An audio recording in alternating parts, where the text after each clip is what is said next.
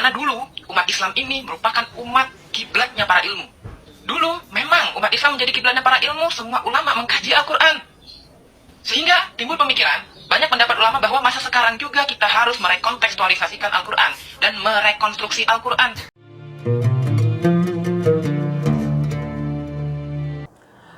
Assalamualaikum warahmatullahi wabarakatuh. Jumpa lagi dengan saya Sukmahadi Al-Mandari. Ikhwafillah yang insya Allah dimuliakan oleh Allah Subhanahu wa Ta'ala, saya ucapkan terima kasih banyak kepada seluruh subscriber. Dan untuk sahabat dakwah yang baru bergabung, jangan lupa tekan tombol like, share, dan subscribe agar selalu mendapatkan konten dakwah terbaru dari kami. Ikhwafillah yang insya Allah dimuliakan oleh Allah Subhanahu wa Ta'ala, di sini saya akan membahas kembali tentang Al-Zaitun dan Bapak Panji Gumilang. Bapak Ibu semuanya, di sini saya tertarik mengomentari pendukung Bapak Panji Gumilang dan Al-Zaitun. Dia mengatakan bahwa Al-Zaitun ini ingin merekonstruksi Al-Quran atau merubah Al-Quran. Na'udzubillahi min dzalik, ya Allah ya Rabb. Seperti apa sih orang ini? Kenapa kok bisa berani-beraninya mau merubah Al-Quran atau merekonstruksi Al-Quran ya? Makanya Bapak Ibu sekalian, simak video ini dari awal sampai akhir, catat baik-baik. Baik, sebelum itu mari kita simak sama-sama, nanti kita akan luruskan dan komentari pemahaman si orang ini, pendukung Al-Zaitun dan Panji Gumilang. Saya akan merespon pernyataan dari seorang santri yang mengaku mewakili santri seluruh Indonesia, yang mendungu-dungukan seorang ulama, seorang profesor yang merupakan alumni dari Gontor, menguasai bahasa Arab dan pernah tinggal di Timur Tengah.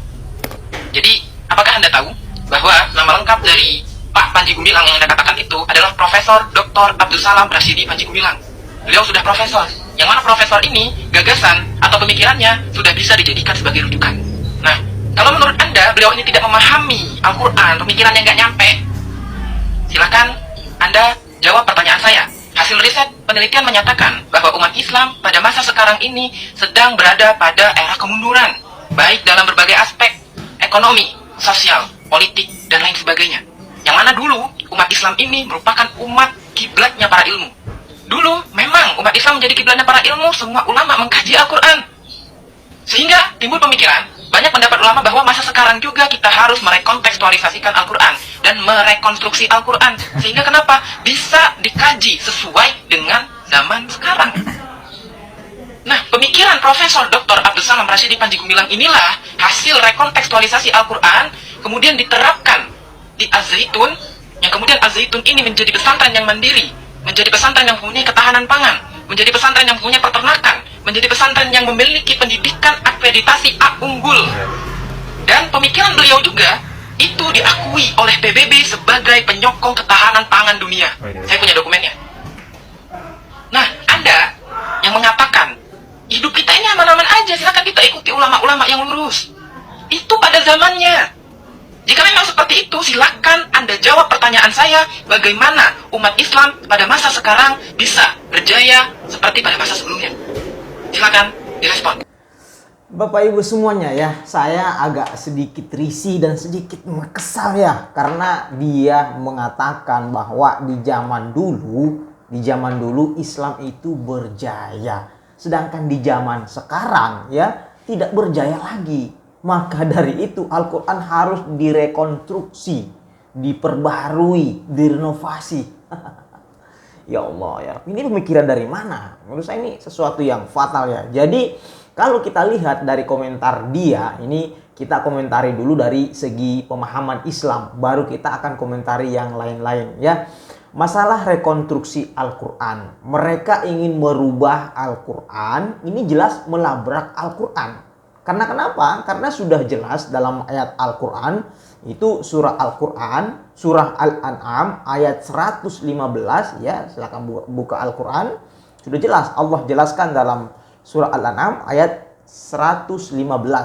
Wa tammat kalimatu rabbika sidqan wa 'adla la mubaddila li kalimati wa huwas sami'ul 'alim. Artinya, dan telah sempurna firman Tuhanmu yaitu Al-Quran. Wa tammat kalimatu rabbika sidqan. Sudah sempurna firman Tuhanmu di dalam Al-Quran dengan benar dan adil. tidak ada yang dapat merubahnya, mengubah firman-Nya, yakni Al-Qur'an. Wa huwas sami'ul alim. Dialah Allah Subhanahu wa taala Maha mendengar dan Maha mengetahui. Jadi di sini sudah telah sempurna, ya, ngapain dirubah lagi? Allah Subhanahu wa taala tegaskan Al-Qur'an tidak bisa dirubah. Ini sudah sangat jelas, ya. Jadi kalau ada yang ingin merubah, ini sangat pemikiran yang salah, ya. Orang-orang menganggap Al-Qur'an harus mengikuti perkembangan zaman. Ini salah dan terbalik menurut saya, karena seharusnya yang benar adalah perkembangan zamanlah yang harus mengikuti Al-Qur'an, ya. Bukan malah Al-Qur'an yang harus ikut zaman. Ini pemikiran gimana ya? Salah benar. Jadi jangan dibolak-balik. Banyak dalam Al-Qur'an masalah sains yang dulu sudah dibahas dan ternyata baru ditemukan sekarang dan terbukti sekarang tentang sains itu. Itu artinya Al-Qur'an itu sudah ngomong hal yang dulu sampai ke depannya, masa depan itu semuanya ada dalam Al-Qur'an. Tinggal kita bagaimana membuktikan itu semua. Bapak Ibu semuanya, kenapa dulu Islam jaya sampai berabad-abad? Contohnya di Spanyol, ya, dan di tempat-tempat lainnya itu ratusan tahun berabad-abad Islam jaya di sana. Karena jawabannya adalah mereka ikut Al-Quran dan Sunnah. Masya Allah, ya. Ini Quran nggak salah. Jadi Quran itu sama sekali nggak salah. Islam, ya al-Islamu ya'lu wa la yu'la alai. Islam itu tinggi dan akan tetap tinggi. Masya Allah, jangan direndahkan, ya. Kalau ada umat yang mundur pada zaman sekarang ini, itu yang salah bukan Al-Quran, tapi otak manusianya, pola pikir manusianya yang salah. Makanya yang harus diperbaharui itu adalah pola pikir kita, cara berpikir kita, cara pandang kita, bukan Al-Qur'annya, ya. Coba kita lihat zaman dulu, umat Islam itu banyak yang jaya. Karena kenapa? Mereka sukses ikut Al-Qur'an. Bapak Ibu semuanya, Masya Allah. Nabi aja itu diancam oleh Allah Subhanahu wa taala apabila, ya, mengada-ada tentang Al-Qur'an. Apabila mengada-ada tentang Al-Qur'an. Dalam Al-Qur'an surah Al-Haqqah, ya, Al-Haqqah ayat 44 sampai 47. Mari kita buka sama-sama. Saya ulangi, surah Al-Haqqah ayat 44 sampai 47. Ya, mari kita baca. Walau taqawwala alaina ba'dal aqawil, dan kaulah wahai Nabi Muhammad yang menyampaikan Al-Quran itu mengatakan atas nama kami secara dusta, sembarangan dengan kata-kata rekaan, la akhadna minhu bil yamin, sudah tentu kami akan menyantapnya dengan kekuasaan kami. Itu apabila Rasulullah mengada-ngada Al-Quran, maka itu ancamannya. Lanjut. Tsumma laqata'na minhul watin. Kemudian sudah tentu kami akan memutus tali jantungnya supaya ia mati dengan serta merta. Lanjut, fama minkum min ahadin anhu hajizin, maka tidak ada seorang pun di antara kamu yang dapat menghalangi tindakan kami itu daripada menimpanya. Jadi itu ancaman Allah Subhanahu wa taala kepada Rasulullah, apabila mengada-ada Al-Qur'an maka jantungnya akan dicopot. Ini ancaman dari Allah Subhanahu wa taala. Tapi alhamdulillah Rasulullah itu amanah al-amin, menyampaikan Al-Qur'an sesuai apa yang diwahyukan kepadanya. Ini Nabi Muhammad saja diancam oleh Allah Subhanahu wa taala apabila berdusta, ya. Ini orang dari mana yang tadi komentar itu, ya, mentang-mentang mau merubah Al-Qur'an, ya. Ini hanya pesantren. Cuma pesantren yang katanya termega mau merekonstruksi Al-Qur'an, mau merubah Al-Qur'an. Ini salah. Yang dirubah itu adalah pola pikir Anda, ya. Pola pikirnya bagaimana memandangi Al-Qur'an. Mau gelar profesor kek, mau doktor kek, tapi pola pikirnya salah, menyalahi Al-Qur'an, ya tetap salah, bos. Nggak bisa, ya. Jadi seperti itu, ya.